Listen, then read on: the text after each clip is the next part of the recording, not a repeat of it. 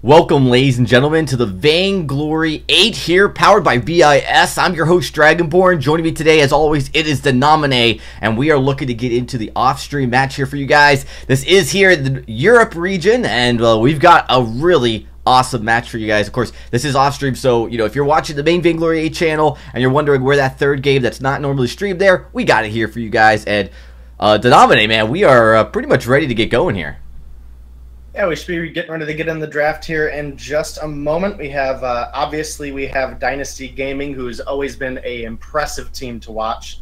So that ought to be a pretty good matchup. I'm interested to see how their draft has evolved over the course of this split from the last one.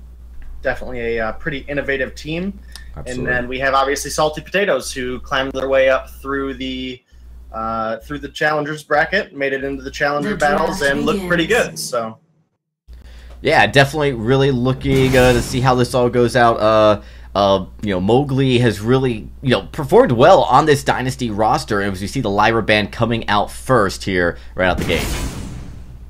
Yep, the Lyra and the Grace come out pretty consistent bands for actually both regions. You either ban away something like the Baron and the Vox or the Idris, or you ban away both healers, so that you really take, you don't give the other team that advantage. If you ban away something silly like a Vox first or a Glaive, then it really allows you to get one of those healers through the draft. So the Arden is picked up, and this is a pick that we really see Mowgli in particular. A lot of Europe does prioritize it, but Mowgli in particular really likes this Arden, and it looks like we got a Vox pickup here on the other side.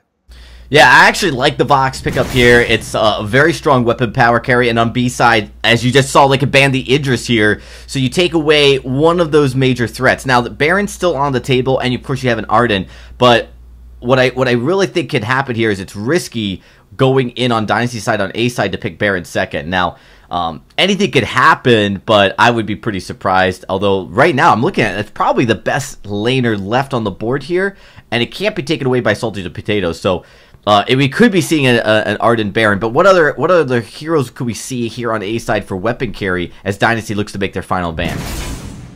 We have seen actually a couple times here in Europe, Gwen has got picked up.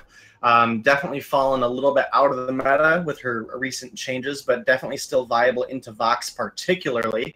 So it'll be dependent on what this second pickup is here. We could go with something that's flexible. We see it more in North America than Europe, but there could be potentially a Baptiste pickup here. Salty Potatoes does have kind of a little bit of off-meta history going through the challengers, not so much in the VG8. They actually pick up a Grumpjaw, so this does kind of fill the same role where it can be a jungler or a captain. There's still so many good picks on the table that are into a Grumpjaw. For example, we could see something like a Gwen Skye come out here, or a Kestrel and a Skye come out here. Anything that's really good at dealing the heavy engage that Grumpjaw has with.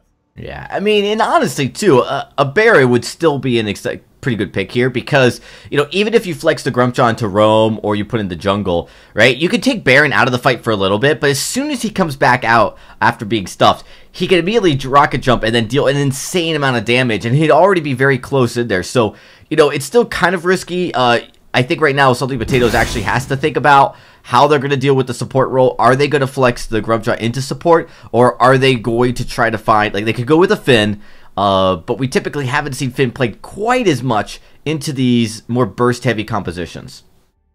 Yeah, and I think on the side of Dynasty here, they do pick up the Baron. They have to be very careful with what they pick here. They could go, so they do go to Baptiste. I was going to say, Rhyme is pretty good in the Grumpjaw, Skye is pretty good in the Jumpjaw.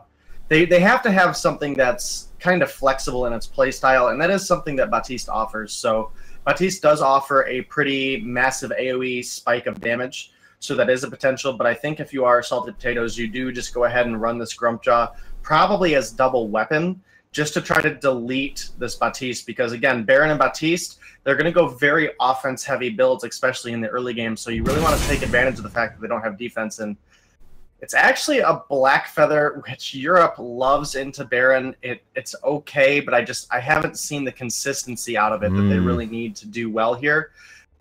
Obviously the Black Feather has the ability to get in and out of the Ordained safely, so that is one thing, as well as get in and out of the Gauntlet safely. That's another. Right. But and this he's committing very heavily ahead of Vox. It's gonna it's going to put him in a dangerous position. Yeah, I mean, there's a lot of CC that's going to try to lock him up positionally. There's the Ordain and the Gauntlet. We could see an Echo, too, from Arden to get those double gauntlets, which we actually have seen quite a bit in the EU, and it's really an impressive feat.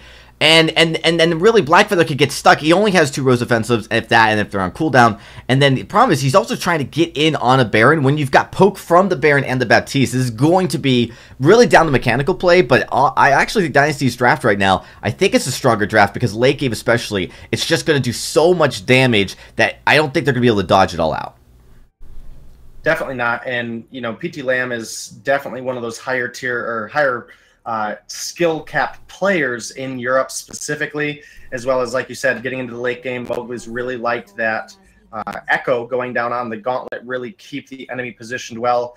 So this game is literally going to come down to how Kaelast on this Grumpjaw uses his stuff. If he's able to, you know, take Baptiste out of the picture and then just get a hard engage from the team onto PT Lamb, maybe they can clean him up, and then the Baptiste alone is not that big of a threat. Or vice versa. They could, you know, if he can make it to the back line, if he can get Baron stuff, they should be able to take Baptiste out of the picture pretty quickly now. Obviously, again, the danger of diving into a Baron is incredibly difficult.